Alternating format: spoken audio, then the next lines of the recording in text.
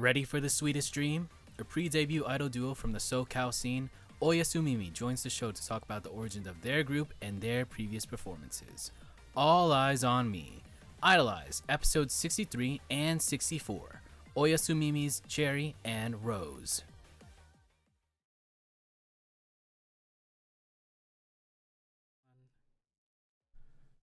It's gotta load in. We are loaded in. Hello. Yay! I am the Hello! I am the cream of the crop. I am the yolk on top. This is Mighty Eggy Drago with Idolize episode 63, part one of our back-to-back Oyasumimi arc, I guess, with our guest for tonight. She is one half of Oyasumimi. She is the number one Majoru McQueen cosplayer. She loves Chica idols. This is Cherri. Pew pew pew pew pew pew pew pew pew pew pew pew pew. That was awesome. How are you on this lovely Saturday? I am very good on this lovely Saturday. How are you doing? I am doing swell. I am doing absolutely swell that like Oyasumimi accepted this invitation to be on Idolize. I did discover you, I think, way back in February or March. Followed you Wow. guys on Instagram, and then my friend Ando did see you guys at Otakon, and he sent the word, sent a recommendation to have you guys on the show. I'm like, okay, cool, I will. So thank you once again for accepting. No, thank you for sending us the invitation. I mean, I can speak for both of us. I think we remembered the day where you followed our account and we were like, oh, does this mean someday we might get on the podcast? Like, both just super excited. So it's very nice to be here. Yeah, well, I do love idols, and I follow most of the Kaiga idol scene, so it's definitely, if you get followed, you're definitely have the potential of being on the show. So Yay. let's take it back with our first question that I usually ask everyone on the show, which is who or what got you into idol culture slash J-pop culture? The infamous question. My answer to this is gonna sound like it's been said a bajillion times, but my introduction to idol culture was definitely, a little underground anime called Love Live or something. Maybe you've heard of it, probably Oh not man, though. it's very hipster. Yeah, it's really obscure. You wouldn't know it. No, but yes, it was definitely Love Live. I started watching when I was, like, in 5th grade or something, and Muse changed my life. I mean, same. I think I watched Love Live when I was in middle school, so very much a long time ago. So yeah, but it is like Love Live is one of three things that like draws people in. It's either AKB, Yes. Love Live, or Idolmaster. So Yeah. yeah, no shame in like getting like sucked into it from Love Live. Yeah, Do you have a favorite like Muse member? I do. My, favorite Muse member was always Kotori. Ooh, Um yeah. Kotori is awesome. Um, He is very awesome. outside of Love Live, did you like get into specific like J-pop groups or idol groups? It took me a pretty long time to get into, like, non-2D idol groups, but I went a very peculiar path, I'd say, like, in my idol liking journey. Um, I started with, as I said, Love Live, but, shortly after, I went on to Bandori or Bang Dream, um, which was a bit left field since it's not really idol stuff, Kind of. but it still is what got me into learning about, voice actors and, like, getting really into watching, like, all the special live shows and that kind of atmosphere, and I got really into the voice actors for Bang Dream. So I feel like it really set me up for eventually getting into 3D idols. um, but yeah, it was mostly just 2D idols at first, and then eventually I found my current favorite group, which was my very first 3D Chica Idol group. Ooh. I think yeah, it's like for me, it was Love Live, and then seeing the voice actresses like actually perform on stage, that kind of drew me into like idols. So it's running a little bit parallel there. So Yeah. um yeah, so it was Bang Dream. Did you have like a specific band that you liked? I really liked Rosalia. Ooh yeah. I do love their Yes. covers. Uh, best. Yeah, I was really into Rosalia. If you know, you know. I was um, into Rosalia when they had their first voice actor for the character Lisa, and her nickname was Yurashi, and she was my first really Oshi, I guess, and also my first heartbreak. Oh man. Yeah. I think like they left, right? Yeah, Ah. unfortunately.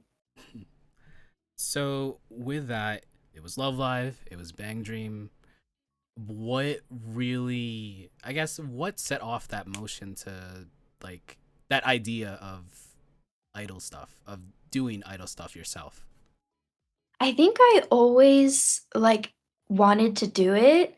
Um, I think immediately after watching Love Live primarily is when I was like, I want to sing and dance on a stage with my friends. That'd be so cool.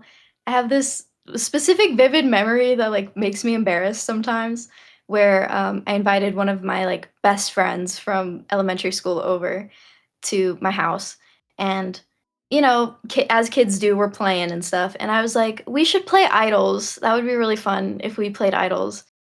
And this girl was lovingly, with all love, we're still friends. She was a total normie. So she was like, I don't know, like, can we go like play outside or something? Like that doesn't really sound fun. But I was being a tyrant and I was like, no, we're gonna play idols and you're gonna like it. Um, so I think ever from that moment, like I just kind of knew it was something I wanted to do in some capacity. Gotcha. I guess doing research on you while like forming these questions. I only had like Instagram to like go off of, so um like going through like the Oyasumimi posts and also your posts, a lot of Oyasu Asayori maid cafe maids usually pop up in your comments. Yeah. You do like um do you go there? I think I saw. So like how is there like an influence from Asayori maid cafe on you? There's a huge influence. I think Aseoru has like such an undeniable impact in our small little SoCal community. Um, while I was like really getting into idols, there wasn't really any space to like what's the word? Engage in my fan behavior, I guess, other Right. than the safety of my room. When I started going to Aseoru, I was like 16 or 17. Mm, So, obviously, I couldn't just, fly to Japan and go see my right. Oshis and, have a ball. So the cafe really became the place where I could like sit down, and take Oshikatsu pictures and even like hear idol music just playing, like on the radio that they would have. And I remember every time I would hear a group that I would like, I would just like kind of like get really excited and like nerd out and just be like, this is a place where I can really like indulge in this thing that I like. And it's a place where um, I feel like safe and comfortable to do that. For sure. I think like Asayoru is very unique in that it brings that type of culture, like in a brick and mortar type of way, for people to actually enjoy it. Cause like it, like maid cafe stuff and also idol stuff, it's very I'd say like a little bit niche, even today. Yeah. So like bringing that and having like people have people able to like actually enjoy instead of like being in their rooms and like being on the computer and like listening. It's like Yes. it's good. um yeah, I want to ask that because like I did see a lot like latte was in your comments a lot on the Oyasumimi post and like Yes, yeah. my latte. um I do want to ask prior to forming Oyasumimi, did you have like any other idol activities that you participated in? I actually didn't. Ooh. Oyasumimi is my first baby, uh, but I was actually a part of a, SoCal cosplay dance group thing called, Deco Pro, and, we specialize in Vocaloid cosplays and dance covers and performances. It's not really idol stuff, but it's definitely adjacent, Yeah. and it was really what got me into performing on the stage for the first time. So I definitely don't think I would have been able to make it to Oyasumimi if it weren't for all of the stuff that I've done with Deco Pro. It's that experience that like really builds on or builds up and like it definitely helps, especially like in later on for sure. Segueing into that, let's talk about Oyasumimi. Yay! So you are one half of the group, the other half being Rose. How did you guys meet? Yes. Oh my gosh, our meeting story.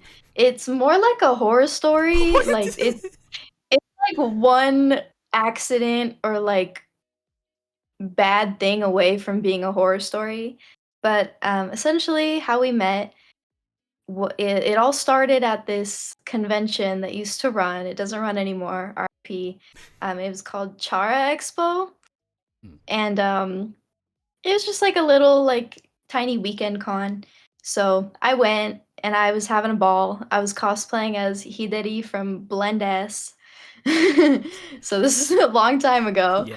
Um, and I was just minding my business, having a ball. You know, I had fun. I bought stuff. I went home and I'm just at home, you know, reminiscing on the convention when I get a DM from a stranger being like, Ooh. "Hey, um, we saw your cosplay at the convention, but we couldn't say hi to you because there wasn't enough time and we were busy. So we just like tracked you down through hashtags. Um, but we need one character for our Blend S group to be complete, and you're cosplaying that character. So do you want to be in our cosplay group?" And I was like probably 13 at the time, maybe even 12. And I was ecstatic, I was over the moon. I was like, "Oh my god, these strangers want me to be in their cosplay group. This is the big leagues." I'd Right. never been in a cosplay group at that point, so I said yes, and I met a bunch of strangers that could have been dangerous people, but luckily they weren't, and Rose was one of those people. Right. Well, at least it ended a little bit better. So, Yeah, yeah. It could um, have gone really bad.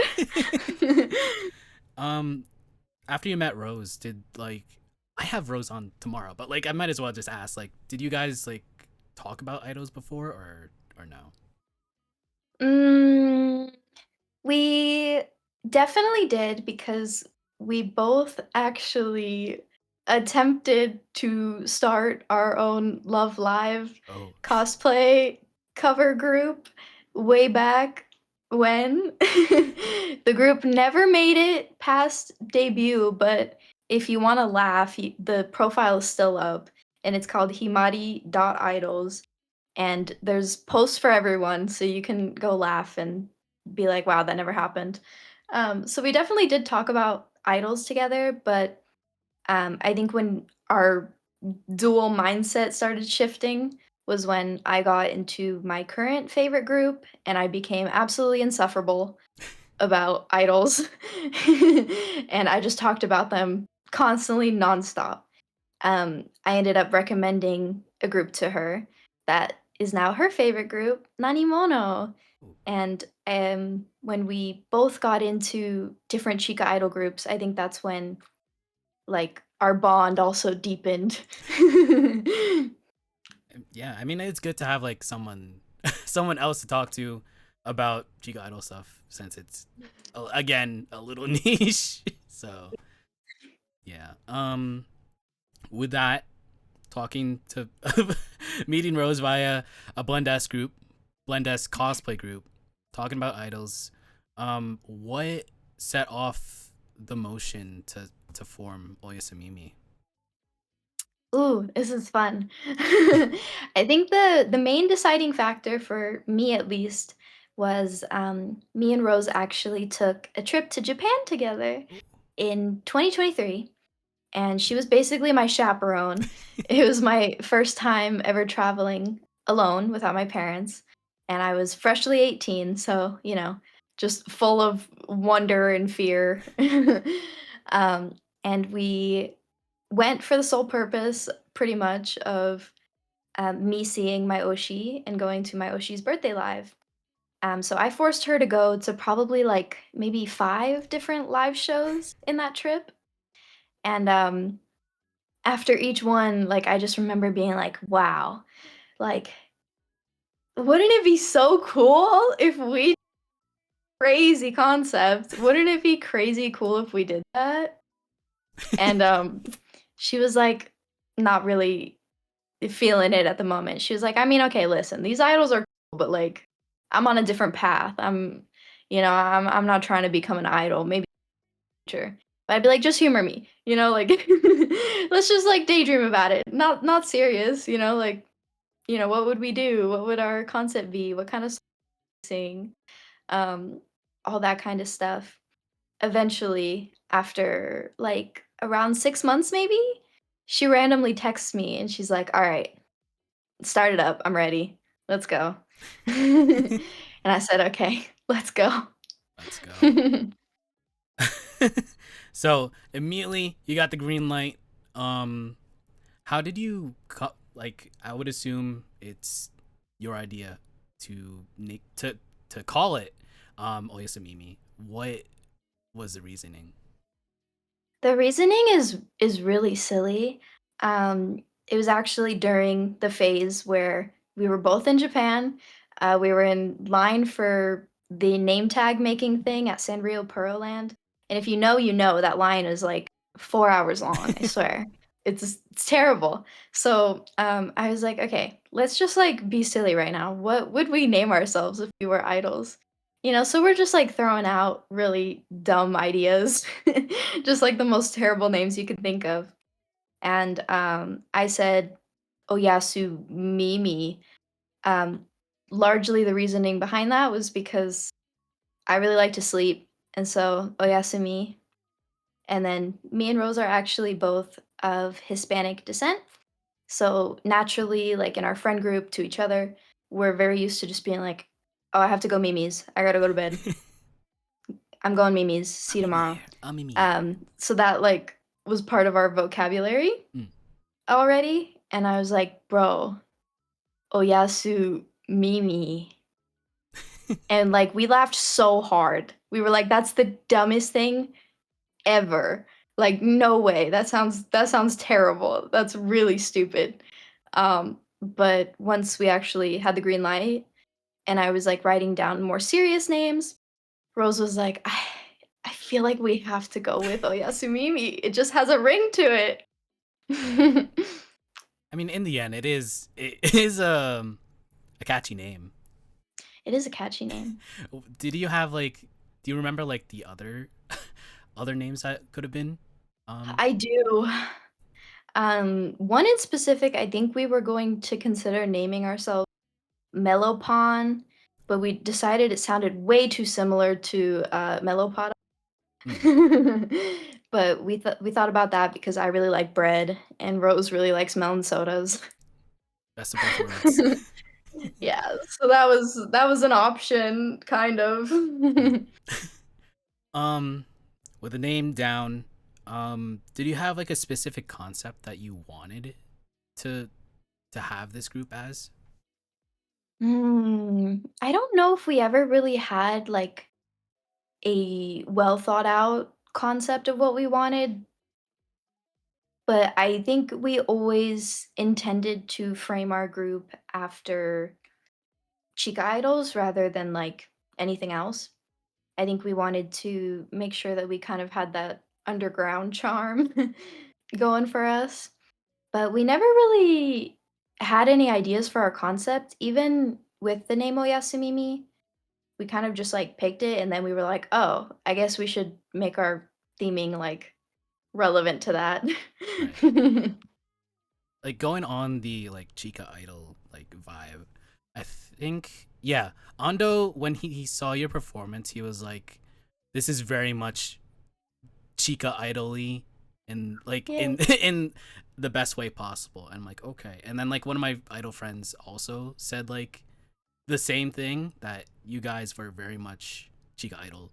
So I'm like, cool. Yay! It's working! Whatever we're doing. um, did you have, I guess, specific influences that you wanted to like, I guess, replicate? I don't know, emulate, replicate, like base you the performances off of. Yeah, I think for the both of us, um, I'm just a little bit more experienced in Chica Idol stuff. I'm a huge, huge, huge heroines nerd. So I'm very into a lot of the groups that come from heroines. And I've seen like maybe like 8 different Chica Idol groups. So most of what we based the group off of was from our own experiences attending live shows and all that jazz. Um, because of just how many times I've seen them, I think Guilty Guilty would be one of our biggest inspirations. Gotcha. I think when I was doing the promo on IG, I think I was gonna add like a guilty guilty song, but like I couldn't find one, so I'm like, okay. It's okay. But yeah, I mean, it's good to have like that basis to go off of, especially when you've watched a lot of groups. So, um, going off of that, you guys are two different member colors. You are Yeah. Orchid Pink, and I think Rose is Daisy Yellow. Yes. Yeah. So, is there any significance on your member color? For my member color specifically, there's not really any reason to it other than I don't know, you might have noticed. You might have noticed a little bit that I might kind of like the pink, I guess, maybe, sort of. Um, but specifically, our, like, little words before it are just kind of meant to invoke a little bit of a summer feeling since it's still summer. So I went with orchid because it's usually a pretty, like, purple pink mix, which is definitely my favorite type of pink. But yeah, there's not much reason behind the color other than I guess I just really like it. Yeah, I think most idols are like that. Like they just choose their member color off of like their favorite color, and sometimes if it's taken by a different member, they just take like another one. So, Yes, exactly. Yeah, we're lucky, there's only 2 of us, so we don't need to fight each other.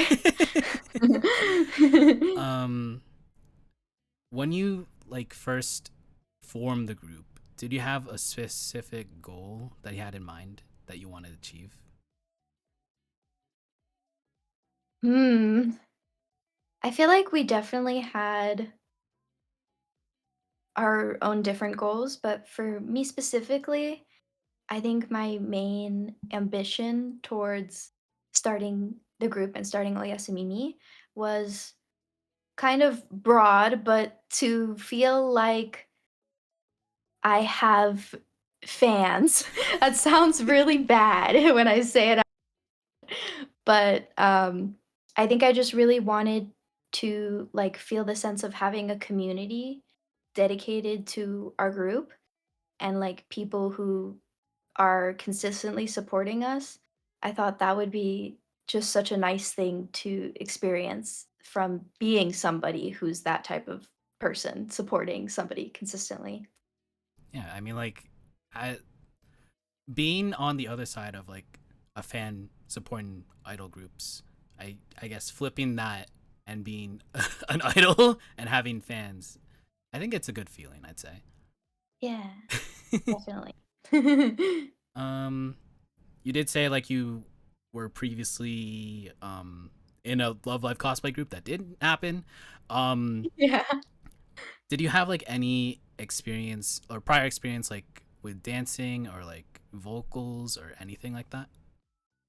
Yeah, so, I think I mainly had experience with, dancing, when I was younger than when I got into Love Live. I got into the man, the myth, the legend, Hatsune Miku. And I was so into those Project Diva mixes where she, like, changes outfits Oh, a bajillion times.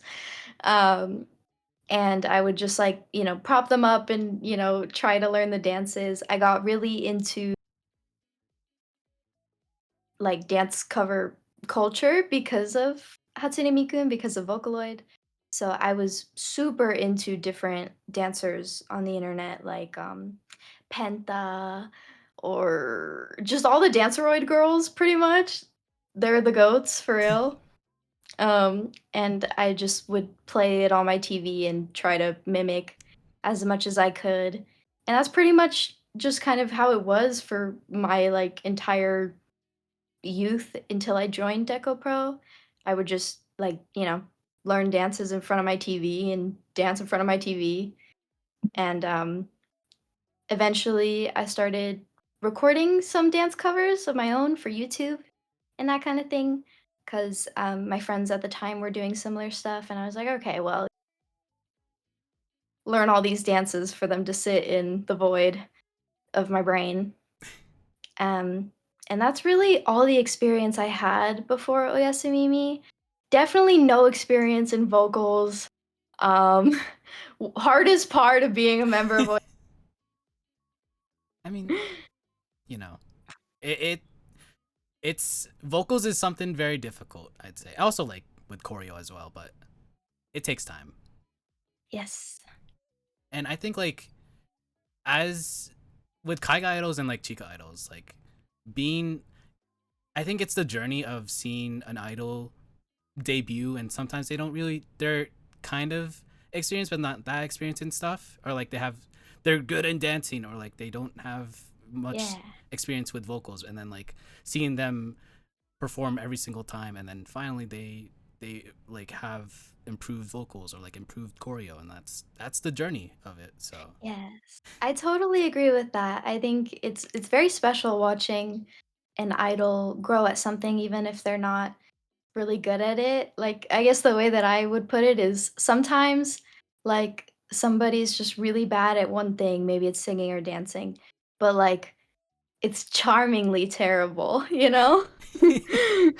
Like, you just can't help but, like, be like, "Wow, that's so cute. I want to watch over you from now on." I do get that feeling. Um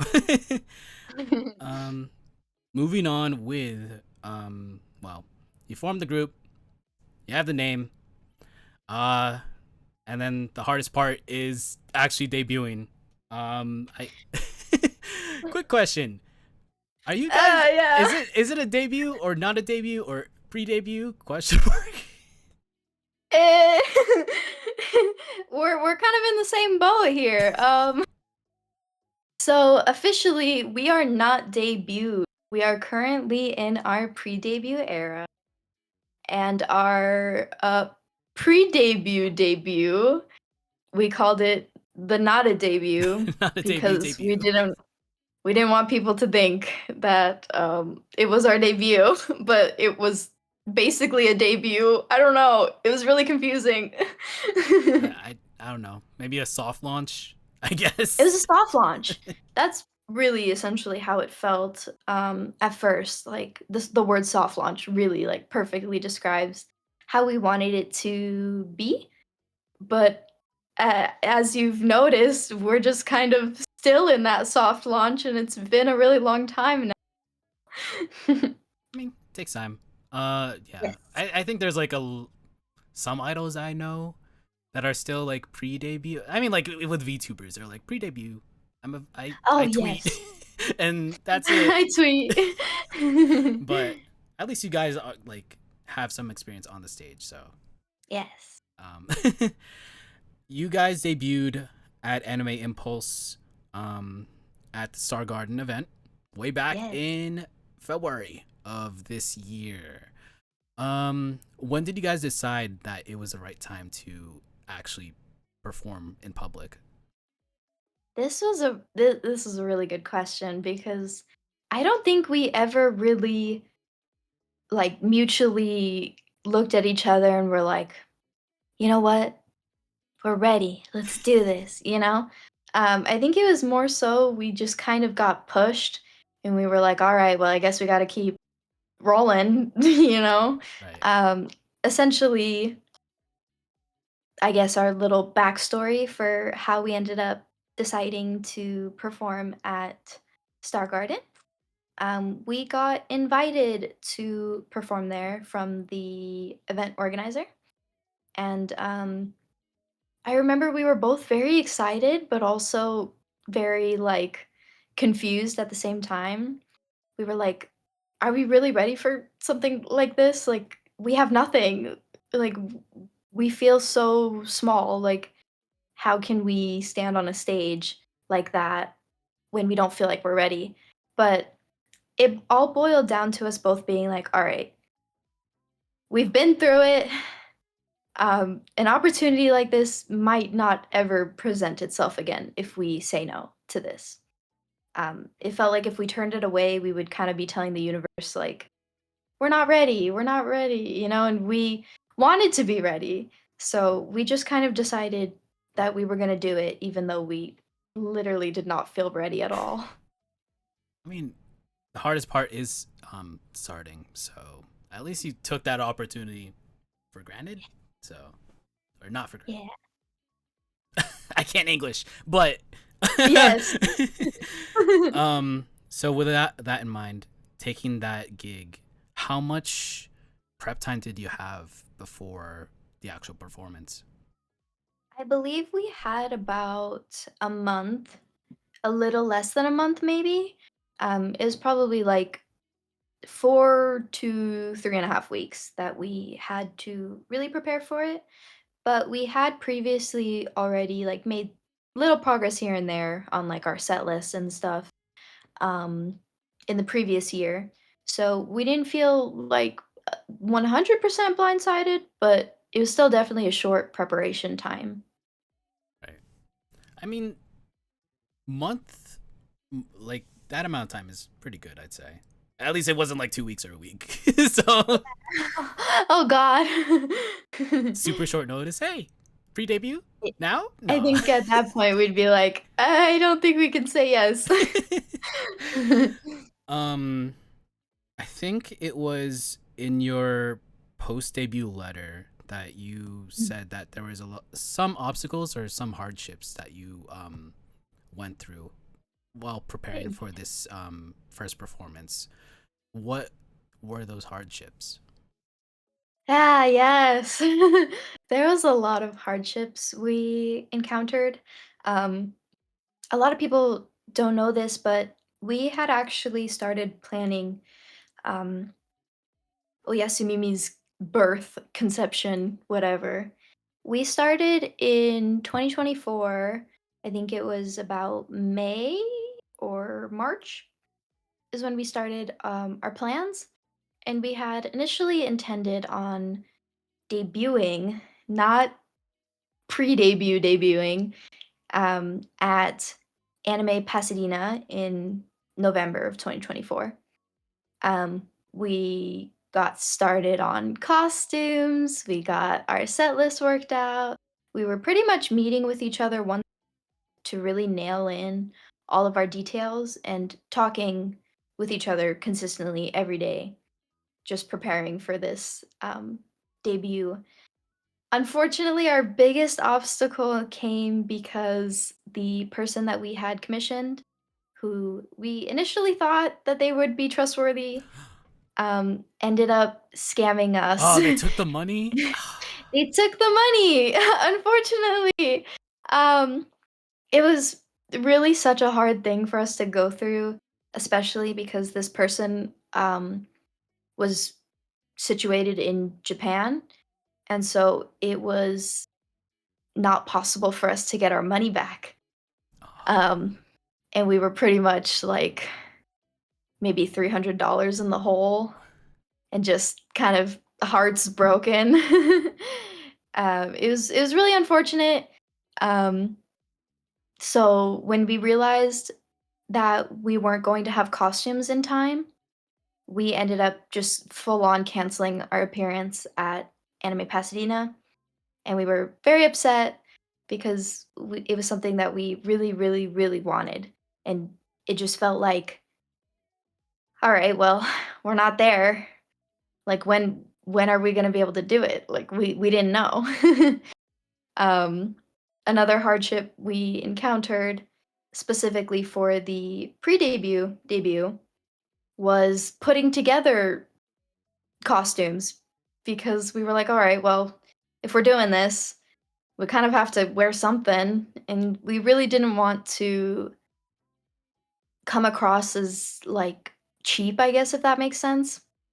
Like, we just really wanted it to look professional, especially because we were so hoping that after, like, maybe 6 months of, like, no communication, our costume person would just magically reappear. "Oh, sorry, they're completely finished. Here you go." Um, we still kind of had a little bit of hope for that, but we realized that we had to figure out something and make sure that it was something we both were happy with. Um, so we were like, "Okay, we'll make our own t-shirts, that'll be fine. But we need to find like a skirt or something that's gonna be like cute enough to wear on stage." Initially we found one that was a black skirt because we were initially not supposed to have any white in our costumes at Oh, all. It was supposed to be just black and purple.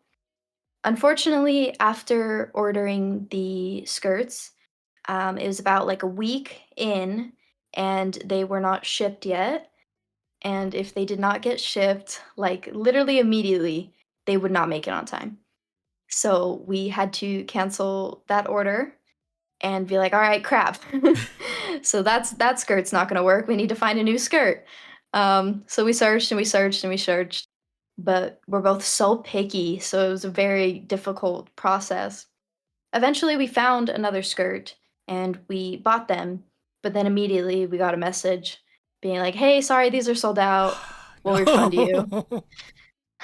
So we were seriously feeling so defeated, and like I think we both said this to each other a lot. We were both kind of like, it feels like the universe is against us doing this.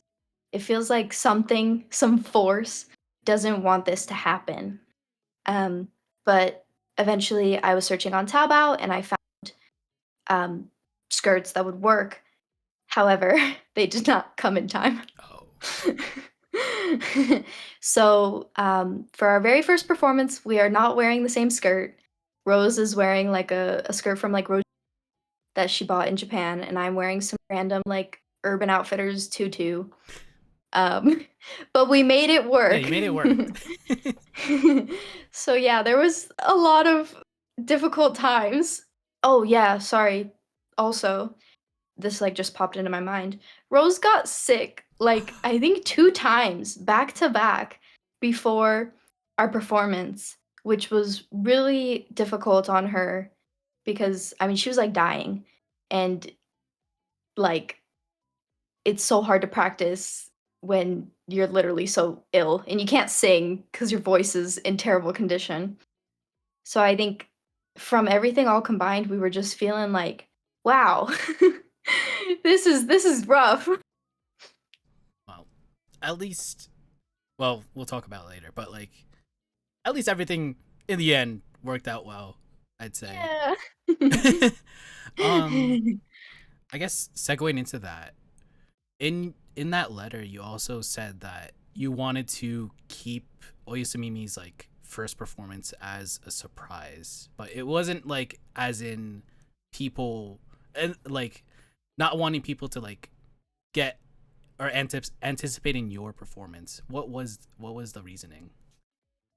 Yeah, so, from the get-go, pretty much right off the bat when we started our planning process, we had already decided we wanted to kind of make our stage debut our first real appearance to the world, I guess. Um, I think we both just really liked the idea of, like, being mysterious like that, and, just, like, walking on stage and people being like, "What? What what what? Where did this come from?" You know? That kinda thing. We both really just, like were, like, kinda daydreaming about it, like, "Oh, wouldn't that be so cool?" But as we actually started to prepare and practice and all that jazz, we really lost our confidence. We were like, "Wow, we feel so bad about ourselves. We sound terrible. We look terrible. Nothing's going right." At that point, it became less about being mysterious or having a cool and it became more about just not wanting anybody to have any previous expectations of us. The idea that if we posted about it, said, "Hey, we're doing this thing," and then, you know, we got up there and we couldn't deliver something that people would expect, we just really didn't want that to happen. And I think it ended up being a very convenient thing that we decided to go that route because of just how everything went wrong.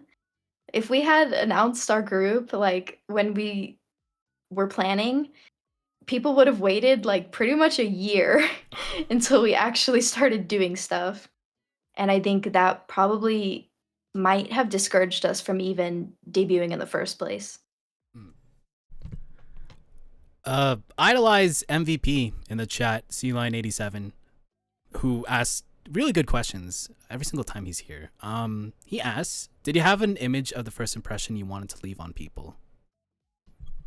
I think, personally, I really wanted people to think that, like, "Wow, so this is what an idol can be." Which is such an unrealistic expectation for your first time performing, but I think because I was so into Chica idol culture, and because the scene was so underdeveloped at the time here, I really wanted people to kind of get immersed into that world as I did. So I really wanted my first appearance to be just as professional, as clean as possible. Right. You did say it was, I guess, like Chica Idol influenced and bringing that culture to the SoCal scene. What did your set list consist of? Yay, that's my set list. It's our favorite. Um, our introduction song is "Inkia of Fire" by Nani Mon.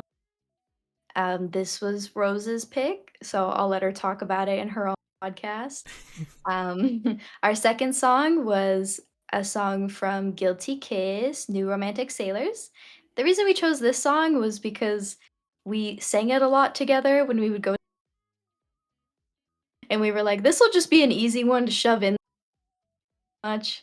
Like, we could just whip out mic stands and, I don't know, like, not, put as much not effort, but time into preparing it because we were like, "Oh, crap, we need a 3rd song." And then our last song was "Sneaker Cinderella" by the group Guilty Guilty, and that was my pick. I mean, yeah, I'd say like that's. I mean, it was one of your picks, one of Rose's picks, and then a song that the both of you like actually sang prior. So I'd say it's like a balanced set list.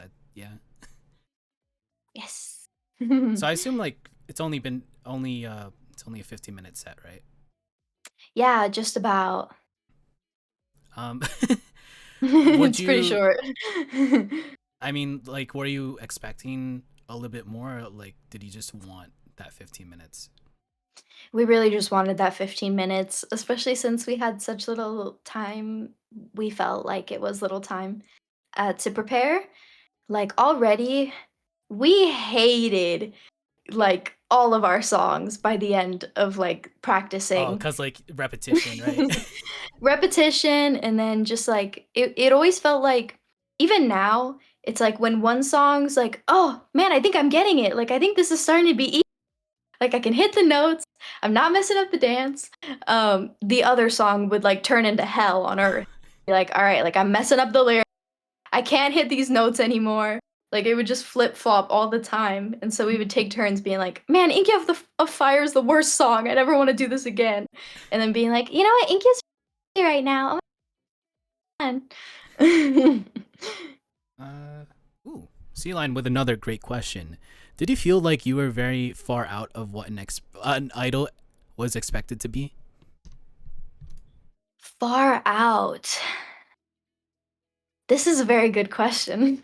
I don't think I've really thought about it so far, but I do think in a way, yes. I felt like more, rather than an idol, I think for a very long time I just kind of felt like I was a kid dressing up and getting on stage and trying to live out a childhood dream, if that makes sense. Um, I just felt more childish, I think, because things aren't polished to the way that I would like them to be. Um, and I think that perfectionist side of really both of us um, stopped us from really feeling like idols. I mean, I guess it's like natural to have that feeling, especially like for your first performance. So, Yeah, it was our first time. We were just babies, so like, did that feeling go away after like second, third, fourth performance, or no? you know, not really. I think in a way it's definitely gotten better. I think now I'm able to see myself as more of an idol than I was at first, but it's still definitely like a journey. Um, I think because we don't have costumes and because we don't have music or anything like that, it's hard for me to look at us and be like, "Man, we're an idol group," you know? I'm more just like, "We're Oyasumimi, we're a thing. We do things." But it's definitely getting better every time we perform. Hmm. Speaking of performing, how did like the crowd? How did they react to? I guess seeing you guys on stage, and then I guess during your performance. Oh my gosh. The crowd was, like, one of the most interesting parts, I think, of our, pre-debut, not a debut, debut. Um, essentially, because we did not announce who we pretty much expected that, like, nobody was gonna show up, and we were kind of, like, hoping for it a little bit because we were like, "Alright, if a lot of really nervous, and it would be really hard to do our best." So, it was definitely, like, a more intimate crowd. There was a lot of our friends there, and then a lot of the, regular fans of the community who are just kind of, like, always at the stage, like, always ready for what's next. Um, we had a very interesting time slot as well because I believe we were either right before or during, Festive's performance. Oh, So, obviously, like, if it were me, I'd go to Festive. Like, I wouldn't be up there, you know? So, it was a more intimate crowd, but I really, really liked that. I was able to kind of, like, look at everybody individually while performing, which is something that's hard to do when there's a lot of people there. It's hard to kind of, like, lock eyes with a person and, like, give them a little fan service moment, I guess. Um, so it was really nice to just be able to, like, look out and see my friends and, like, see the people that I knew, um, and just kind of, like, have special moments with them. I think that, like, made it really special, and everybody was just really, really supportive and, like, just going all in, you know? The chants, the clapping, everybody put their 2000% into, making us feel special. I mean, it says a lot that I guess this crowd would, instead of going to Festive, which is like probably like a popular group and a lot of people went, Yeah. they focused on you guys performing. So like that is dedication. Yeah. It was very, very sweet. Um after the set, the three songs, going off stage, how did you feel about everything that just happened? Oh my gosh. It was a total whirlwind of emotions. I have a very embarrassing story that still makes me, like, so embarrassed that I did this, but, essentially we finished, and we, like, planned to have this little, like, walkout thing, but I had forgotten that I had my water bottle on the stage, and instead of picking it up, I was so, like, overwhelmed with adrenaline, I guess, that I just I just ran off the stage into the back. Oh my god, and I ran away with the mic too, so one of the mic people, like, came up and was like, "Hey, I need the mic." And I was like, "Oh my god, I'm so sorry." And then I realized still out on the stage picking up our water bottles, and I was just so embarrassed. I was like, "Oh my god, what is wrong with me?" Um, so immediately after, I was very, very, very happy, and I mean, obviously, I literally forgot to do everything. But as soon as we both, like, got off stage and, like, okay, the adrenaline's wearing down, I was beating myself up so bad. I was like, "Man, that was terrible. Like, what was that?" Like, not only did I embarrass myself at the end, but I messed up so much. Like, I didn't do this part right, I didn't do that part right, it sounded terrible, like, that kinda thing, just like, "Man, I don't wanna go out there for the checky stuff. I just wanna stay out in here and wallow on the floor." I mean, I guess it's the nerves for, I guess, the first performance. So, Yeah, and I'd say like you're always gonna be the harshest critic of yourself. I'd say so myself. 100%.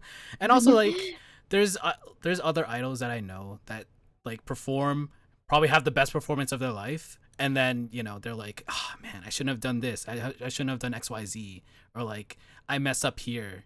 But like in the end, if the fans like it, it's fine, right? Yeah.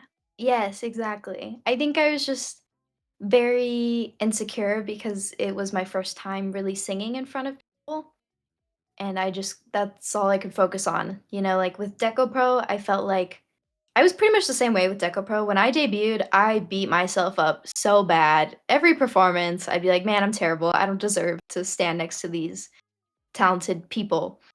But eventually, like after like a year of doing Deco Pro stuff, I started to feel like, okay, like I ate that up. Like that was kind of fire. That stage was great. I didn't make any. It felt like I was restarting all over again though with Oyasumimi because singing was just so far from my comfort zone.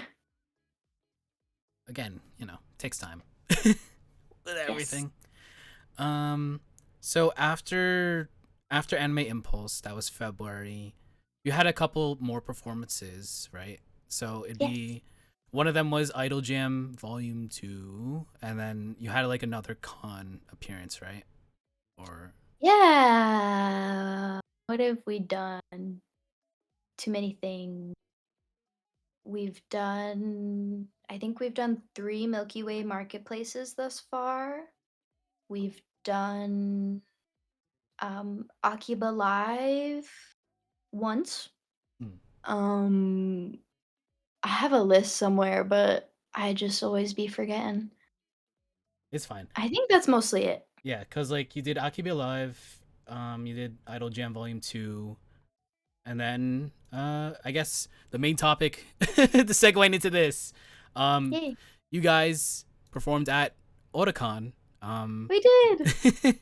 which is one of two, I guess, idol. I guess like Otakon has a very very dedicated idol stage. They have like 3 days worth of idol performances. I'd say 2, 3 ish, and then there's USIF. But Otakon, you guys went to. That's on the East Coast. You guys are focused in SoCal. What made you like decide on flying over cross country to Otakon? Yeah. So we landed on Otakon. I think we always knew that we wanted to do something not in California. Just the idea of like traveling for a con, we both had never done something like that, and it just sounded really cool, honestly, to be able to go somewhere else and promote ourselves. Um, but the reason why we settled on Otakon specifically is because Rose actually is friends with another idol named Aiden, and they actually sent Otakon to Rose and basically just said, "Hey, like, I'm working for these events. You should apply. Like, it'd be cool." And so Rose brought it to me, and we were like, "You know what? Let's do it. How cool would that be if we got in?" And then we got in. So, um, flying over. I think. Oh yeah, I might as well ask. Like, how many performances did you have during Otakon? We just had one Ah, gotcha. in the now presenting Idol Festival. Oh, that's like the like newer idol like type of I guess idol section, right? Yes. Gotcha. Um, how long was that set? That set was about, I think, 25 minutes? Oh, so a little bit a little bit more compared to like the debut. Um, Yes. do you remember the set list for that? Yeah, so I mean, it's a bit boring. Our set list was pretty much the same. We do in but we added a new song to our set list, which is Pararira Dance from Icol. Ooh, neat. Yeah. You know, prior to that, did you have like were the other sets also 15 minutes or was this the very first long set that you had? We're pretty much what's the word? Used to? Used. Yes. Jeez. We're pretty much used to 25-minute set lists. I don't think we've done anything lie. We have done something longer. Akiba Akiba Live, I forgot. Mm, Akiba Live was our first like long set list, but it also didn't really feel that way since we were like sharing the stage with VTubers at the same time. right. But we did do I think 6 songs for that show. Mm. Like comparing your performance with in Akiba Live to this, like, would you say like this is more the Otacon set was more of a balance? Yes, definitely. Gotcha. Um, since this is like I guess uncharted territory, it is the East Coast. There'd be some people that know you. I guess like through the Kaiga idol scene, but most of them kind of don't, right? I would assume. Yes. Um, when you performed on stage, how did the crowd react? It was such a great experience for one. I was kind of nervous because I was like, yeah, these people they don't know me, I don't know them. In SoCal, I'm so used to seeing just the same people every single time, and you get very comfortable with like, oh, okay, like I've done it like 6 times, what's a seventh? Um, I'm not going to be as nervous when I'm performing with people who have seen me so many times. But I was so nervous. I was like, oh my gosh, like what if they don't like us, man? What if they're just like, man, who are these girls? Um, just totally nervous. But the crowd reception was very, very nice. Everybody was very loud. Everybody participated in our footy, which was something that I was really nervous about. For Inkia of Fire, our song has like a big footy copy section, and it's usually something we do at our SoCal shows where we force everybody to like jump. And some people really love the jumping part, and then other people I can hate it, and they're like, "Why are you making me jump? You're the idol, not me." you know. So we decided to make it just more easier and like funner, I guess, for the Otakon set because we were very worried that people wouldn't want to participate at all. But everybody participated really, really good. Everybody like came up and to the front to do it with us, and it was just so nice being able to like look out into a crowd of people and be like, I have no idea who any of you are. I really like felt like okay, like I have to make the best impression possible. Right. And in the end, you did. So, Yay. um, Sea Line did ask another great question. I'm just the Yay. best assistant. I guess I'm also curious on like since this is first time debuting and like doing like performances and like I guess the post show stuff, which like with merchandise.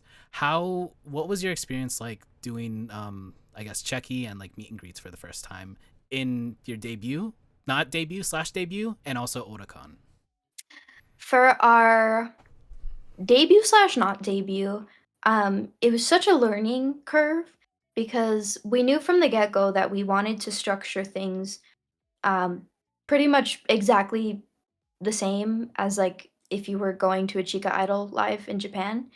We wanted specifically to have Toku Tenkai, which is where, if you don't know, Talking time. idols. Yeah, it's talking time. Idols will decorate the checkie that you just took and talk with you. And it's a big deal in Japan because that's pretty much the only time you can ever talk to your idol. Basically, yeah. Basically, unless they grace you with a Twitter reply. Or I think for me with my Oshi, they have with live, which is like paid FaceTime, and that's like that's Oh, my yes. my Lord and Savior. That's like my bread and butter of supporting them and actually communicating with them. So I'm like, cool, thank you. But also Yes. Checky, that's like the main bread and butter for every single, I guess, Kai Guy and Chica Idol. So Yeah. So we knew that we wanted to do that, but it was definitely a learning curve trying to space ourselves out and the timing of everything. In Japan, they're very on top of it because obviously the people have dedicated staff members, they have people who are working for them, and those people are quick with it. They're like, "Time's up, bro. Go, 1 minute, leave." 30 seconds 1 left. minute, and those girls they got it down. They'll write your name so fast. Um, Me and Rose definitely had a learning curve about spending too much time talking to people, which is like I don't even like to say it because I like to so but we realized like, "Oh my gosh, like people are like waiting a really checky with us. Like we gotta think about how we're going to space this out properly, especially since most shows don't give you a table for the entire day. They'll just give it to you for a certain amount of time after your performance. So immediately we were like, okay, we gotta rework this. I think our reworking definitely has like steadily improved, but especially at Otakon, I feel like we had a really good system going. Unfortunately, we we were a bit messy in the beginning and like accidentally our lines were just like blocking other people and like being just in the way of other performers and stuff. So we had to send people outside of the room and have our staff member bring them in one at a time. But it was a learning curve, but it was okay. We got it and we fixed it and we had a very smooth time after that. I mean, you're always gonna have some hurdles that you have to overcome. So Yes. I mean, also it I guess like it says something that you had a line, I guess, so big that it blocked other people. So maybe that's a good thing. Oh, yeah. I just felt really bad. We like apologized to everyone. We were like, "We're so sorry." Like we didn't mean to. Like we're fixing it right away. Like I'm so sorry. Please have a sticker. um, I guess would you want to come back to the East Coast, like in the future? A billion times yes. A billion times yes. I wanna go next year, we will come back. We will, because, it was just such a great experience.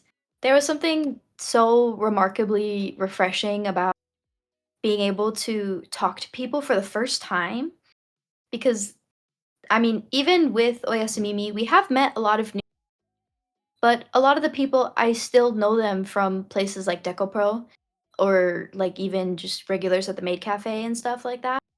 Our community is very tight-knit, which is a great thing, but it's also very refreshing to chat with somebody and be able to, like, ask them more questions because you don't know much about them yet.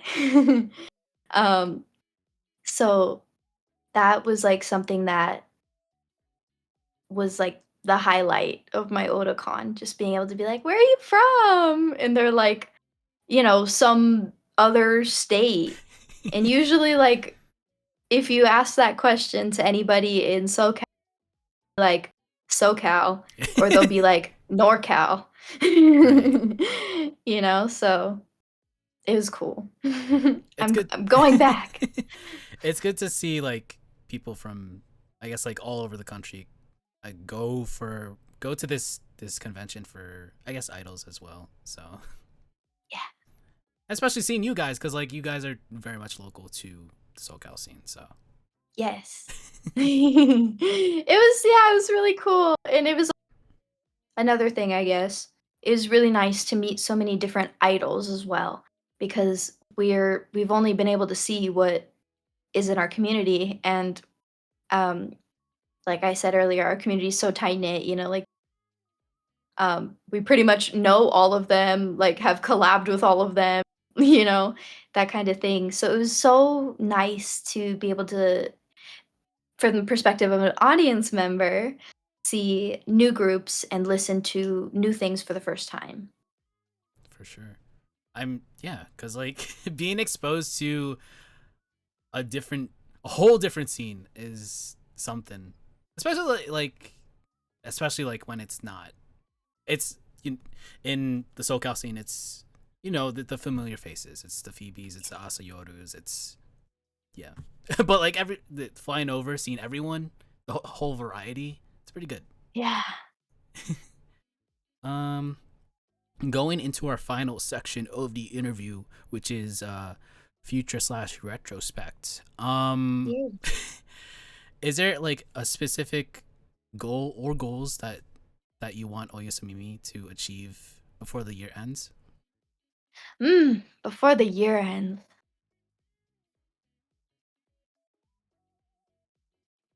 We Mm. okay. Mm. I have a goal. The thing is I already know it's going to be accomplished, but I'll say it anyways.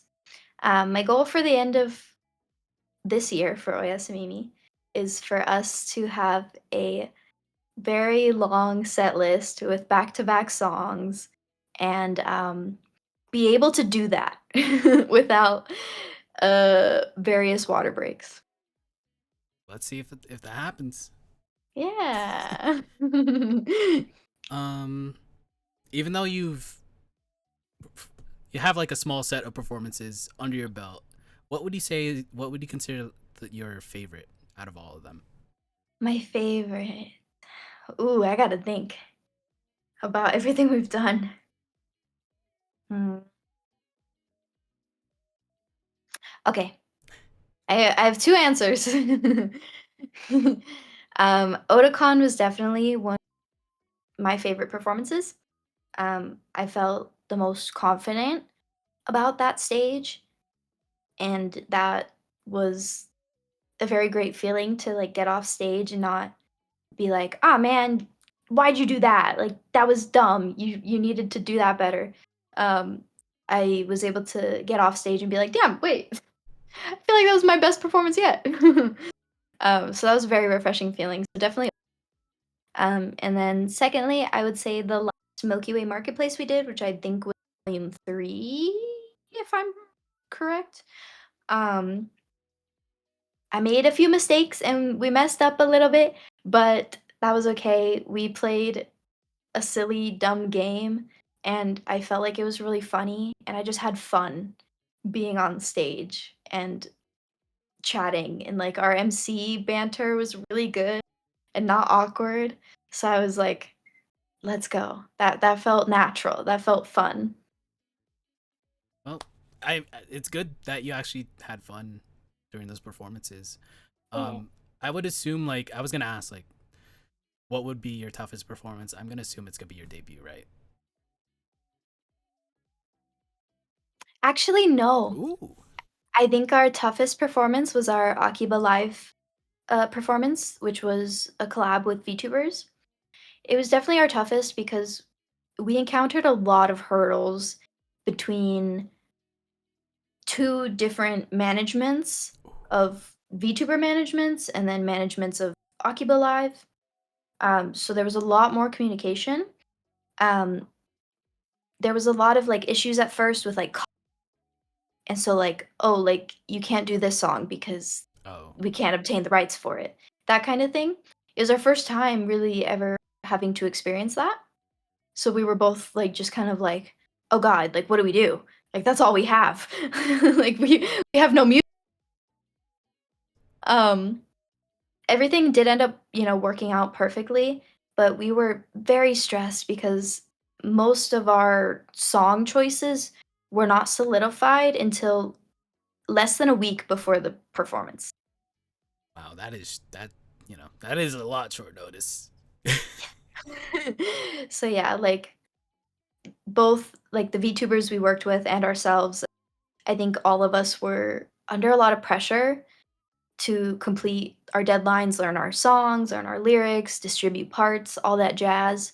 We were all under a lot of pressure to do that in such a frightening time period. Like in the end, how did you feel about it? In the end, at the time, I felt like it was our best performance. Um, I just loved the energy of the fans in the audience. And because we collabed with 3 different VTubers for 3 different songs, for those songs, we had less lines Oh. because it was shared between 3 people instead of two. And that was awesome. I was like, man, we need more members. uh Speaking of, I guess, like do you plan on adding more people or just keeping it a duo? I've thought about this a lot.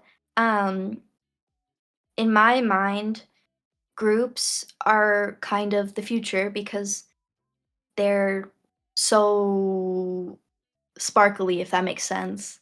They just look very cool. It's awesome to see like a fully coordinated group doing a dance, singing a song.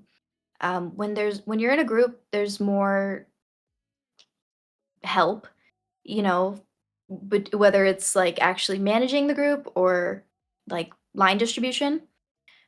But while those things are awesome and would make our lives so much easier, I think there's no way that I could ever add anyone into the group because it also comes with its own, what's the word?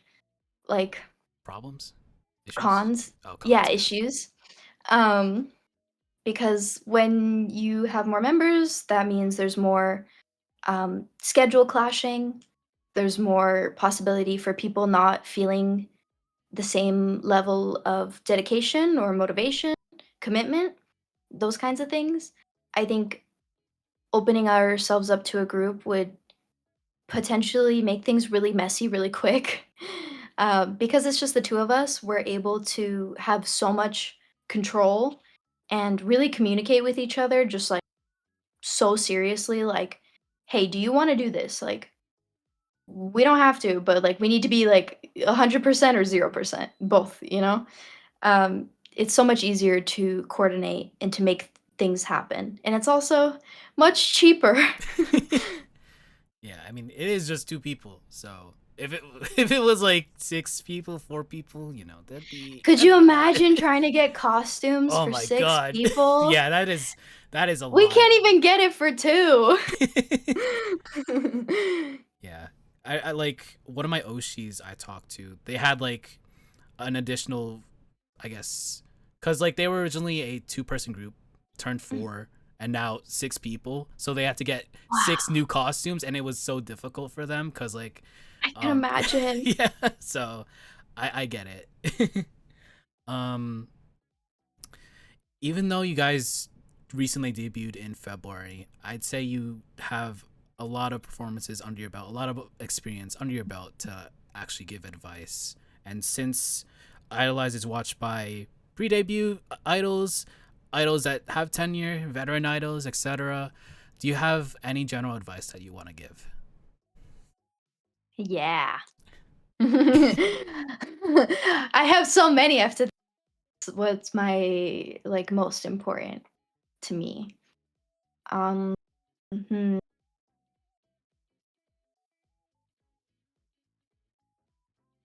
Okay, I have it.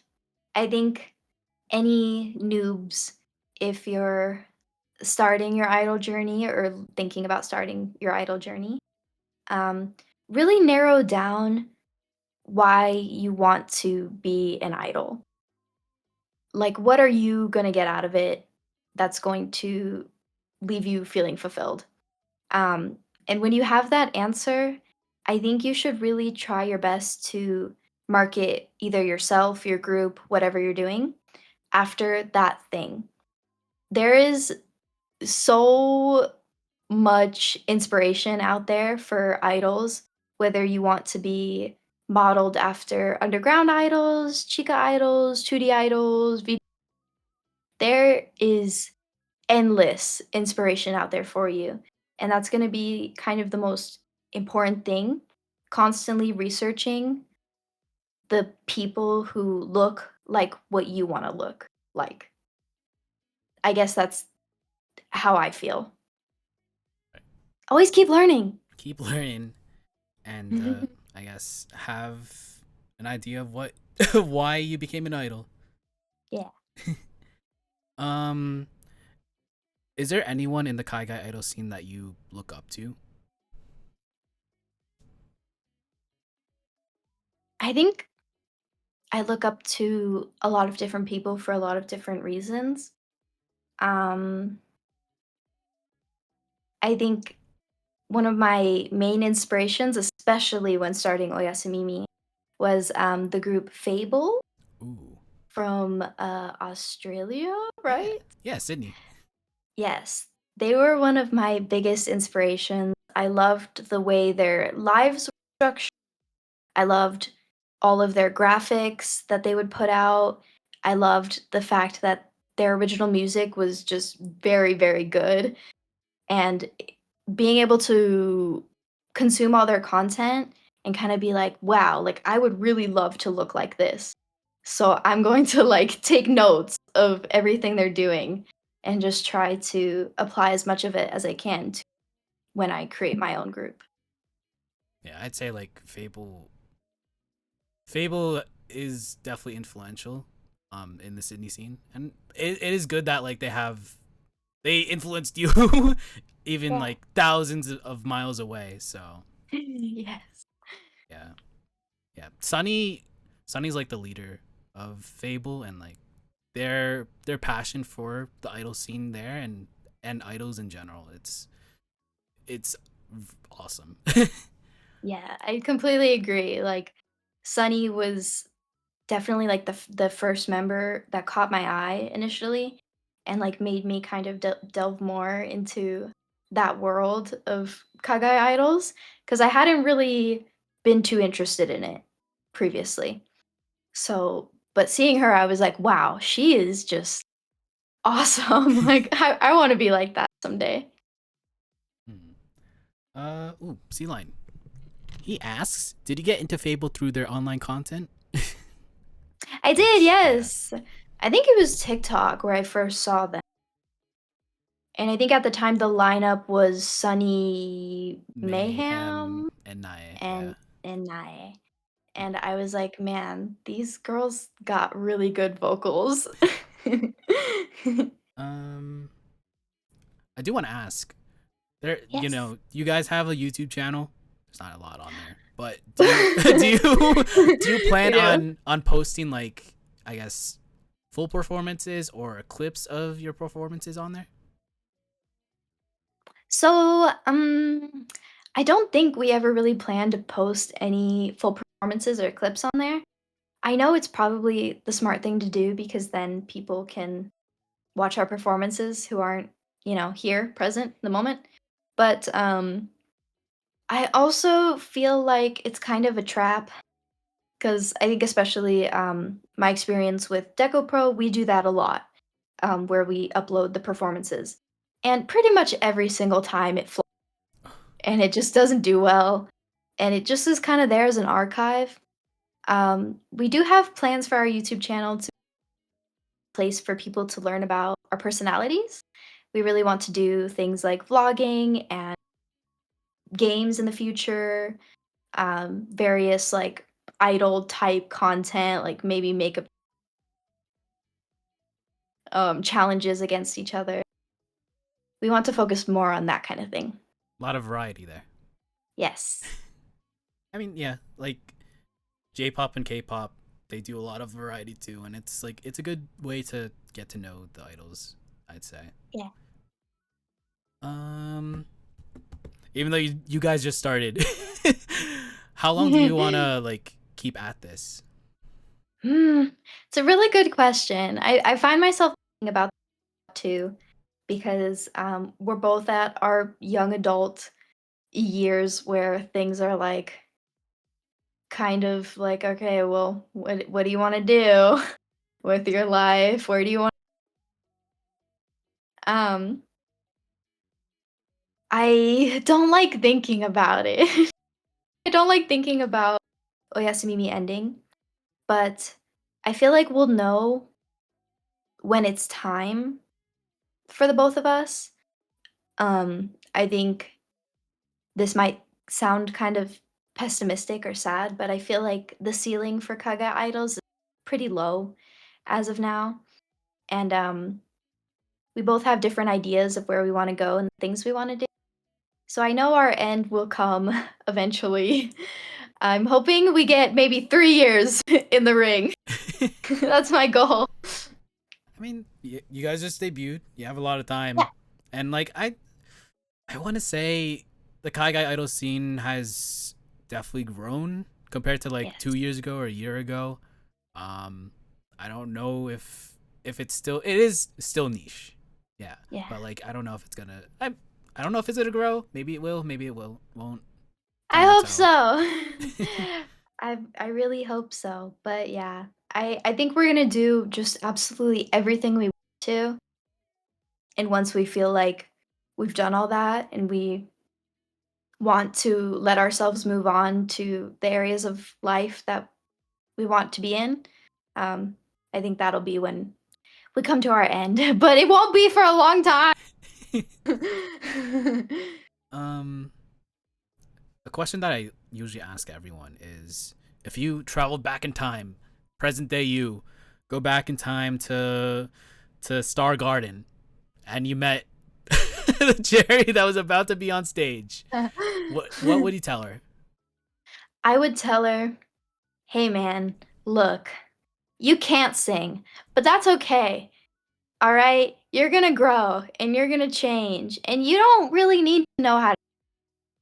That's like not really your job right now. But also chill out. It's not that big of a deal. Um I know it feels like the weight of the world is on your shoulders right now, but it's really not. You chose to be here, by the way. You chose to do this. So, enjoy it to the fullest, to the absolute fullest." Wow, good advice. uh, Sea Line. He asks, quick personality test. Favorite Sanrio, Chikawa, and Lad's character? Hell's Lad's? But favorite Sanrio and favorite Chikawa character, if that's your thing. Okay. Sanrio. My favorite Sanrio character is My Melody, but I also really like Hello Kitty. I know it's basic, but listen, nothing wrong with it. Gotcha. Oh, Love in Deep Space?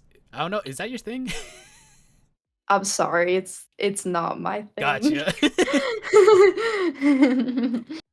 Um, as for Chikawa, I actually don't know anything about Chikawa.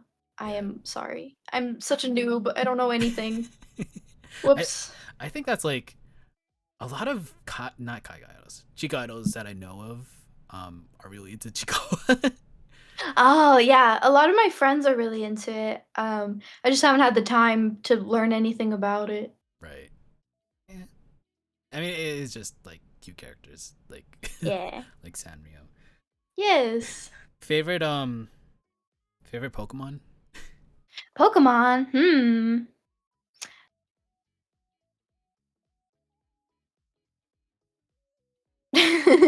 This is a hard question. I feel like it's really basic. But Eevee is just the most nostalgic for me. There's also whatever that white dragon,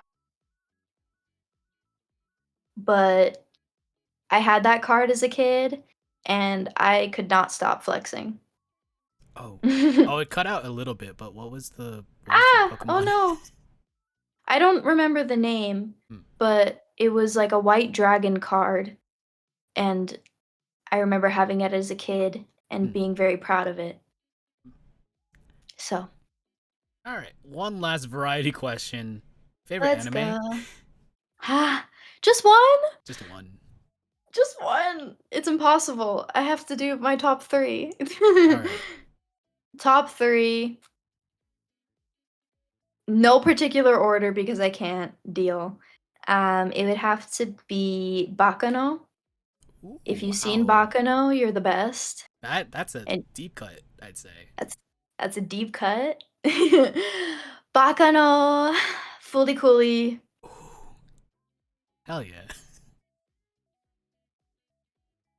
I'm like so torn between so many.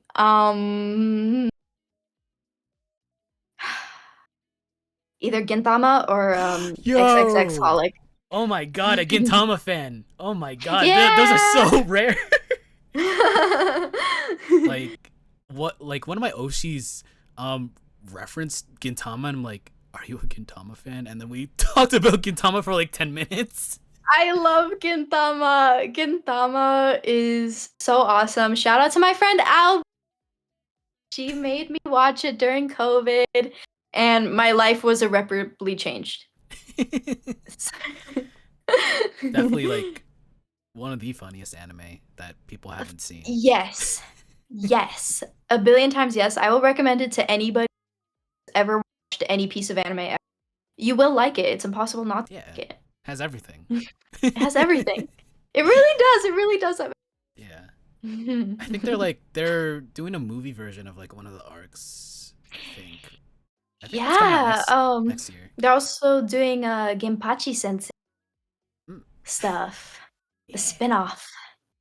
neat. Uh, all right, we might as well take it home a bit. So every single Idolize ends with a segment called the worst pep talk ever, where I have to give the guest a pep talk for 1 minute, and it I'm sucks. excited! And people really love it, but I don't love this segment because it sucks. But whatever. I'm so hype. All right. If I could get in frame, minute.